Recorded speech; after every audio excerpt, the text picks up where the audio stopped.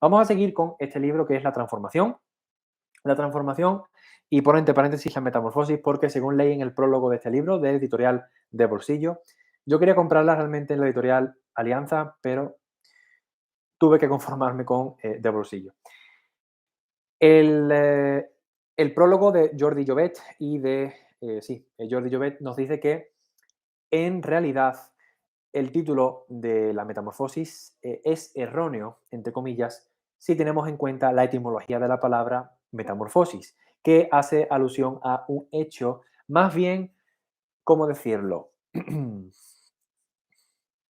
Literario, un hecho que se relaciona con la metamorfosis de Ovidio, de este autor romano, pues realmente Kafka no quería llevar la metamorfosis al plano metafísico, como ocurre en otros títulos de libros con la metamorfosis, sino que realmente es una transformación porque Kafka lo que quiere es llevar el libro al plano, eh, no al plano trascendental, sino al plano inmanente, a la realidad, a lo que estamos viviendo. Por tanto, este libro tiene mucha parte de filosofía. Voy a mirar aquí las notas que tengo sobre la metamorfosis de Kafka, un libro que me ha gustado mucho, ya lo adelanto.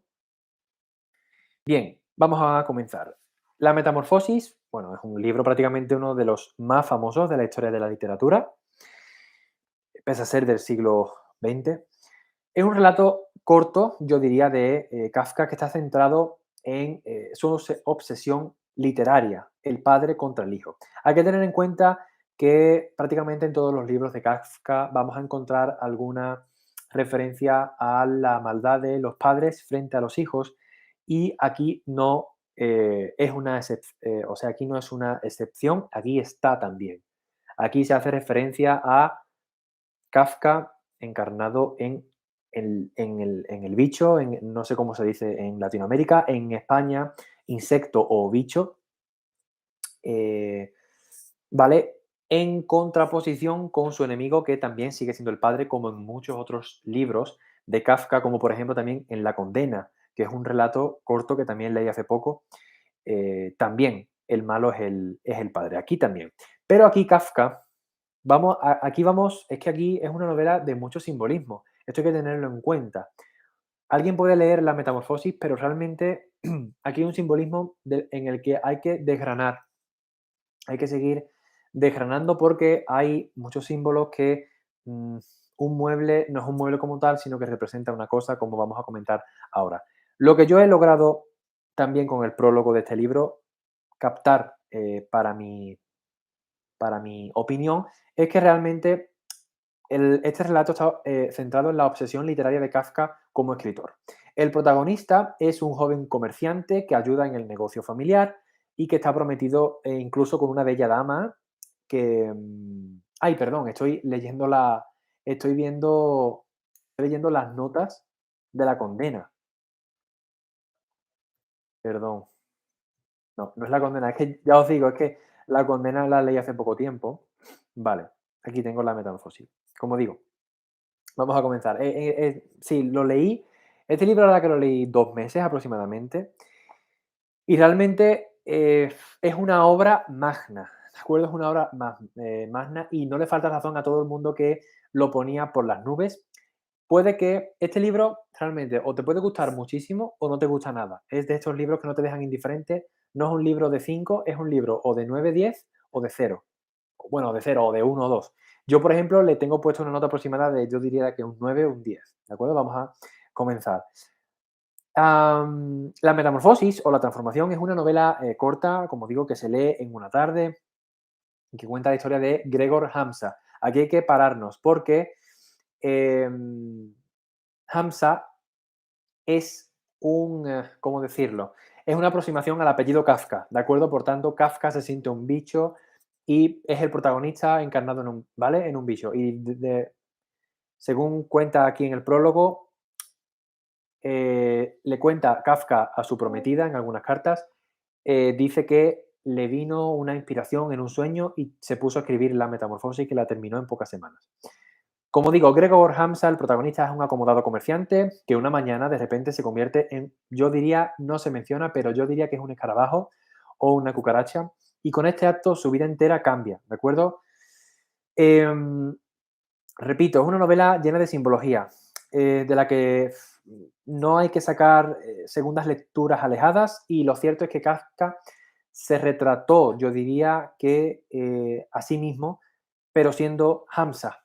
Y se puede ver por cómo trata la malicia y la tiranía del padre de Hamza y la similitud que existe, ¿no?, con la situación que vivió Kafka con su padre, que realmente se podría decir que Kafka estaba obsesionado con el poder del padre y con su padre.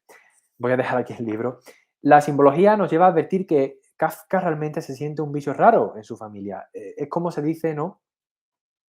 La oveja negra, el apartado de la familia, el rarito, el que nunca hace las cosas como los demás, pues eso se sentía Kafka en su familia. Se siente como un escarabajo y por eso le sale escribir esta novela, ¿no? Entre otros motivos, porque su familia no llegaba a aceptar del todo, aquí hablo de Kafka, que Kafka fuera escritor.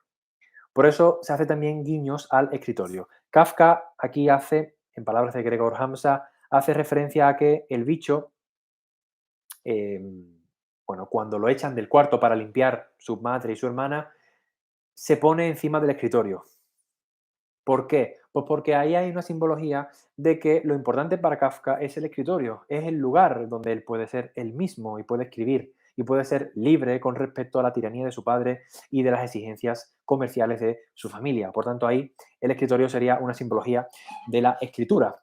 Y por tanto, hay que recalcar que la escritura es una profesión siempre de muy mala fama. Quizá hoy en día los escritores, los pocos que pueden vivir de ser escritor, tienen buena fama, pero que antiguamente, hace unos siglos, era un trabajo totalmente de gente de baja estofa, de gente de poca credibilidad, ¿de acuerdo? No tenía buena fama el hecho de ser escritor, sino que el capitalismo iba en alza y estaba mejor visto ser comerciante, por ejemplo, ¿no? El relato trata sobre las adversidades y la muerte a las que se enfrenta Gregor Hamsa de buenas a primeras, ¿no? La lucha con su familia y cómo, más que resultarles extraños su transformación, lo que produce en su familia es rechazo, miedo y vergüenza, pero no extrañeza en sí, ¿vale? Porque es algo que lo ancla a la realidad cotidiana. Es decir, si los padres hubieran sentido por Gregor Hamsa extrañeza, estaríamos en un plano más surrealista y por tanto más ficción, pero no resulta extraño. Lo único que les resulta es miedo y rechazo. Por tanto, ahí Kafka lo que quiere es acercar la narración al plano inmanente, al plano de la realidad cotidiana y vulgar. ¿De acuerdo? Entonces quiere alejarse de todo lo místico como ocurre, ¿no? Finalmente, bueno, aquí sí voy a hacer spoiler, si queréis podéis pausarlo. El bicho acaba muriendo y la familia sigue su curso, es decir, Kafka sigue escribiendo como un bicho raro al margen de su familia. Es un relato que se entiende mejor en clave autobiográfica, aunque se le puede sacar muchas otras lecturas, sí es cierto, ¿no? Como por ejemplo la similitud que se le atribuye con El extranjero de Camus. Los dos son extranjeros, tanto el protagonista de la transformación como el extranjero de Camus son los dos excluidos del sistema, de la familia, son tipos raros, ¿no? Son ese tipo de seres humanos inadaptados que en cierto modo son bichos raros, despreciados por el resto. La novela está magistralmente escrita, es ágil, con buenos momentos álgidos, surrealistas, absurdos y, y hay veces otros que son un poco repetitivos, la verdad, pero que no deja de ser uno de los mejores relatos que he leído, no solo por la narración, sino sobre todo por la simbología y por todo lo que hay detrás del libro en cuanto al tema de la escritura y abogar por la escritura. Veo que los directos, el hecho de acabar en una hora, no va a ser posible, va a ser en una hora y media, diría yo, pero bueno, vamos a ir un poco más rápido. Como digo, para terminar con la transformación, me encantó el libro y la nota es un 9, un 10.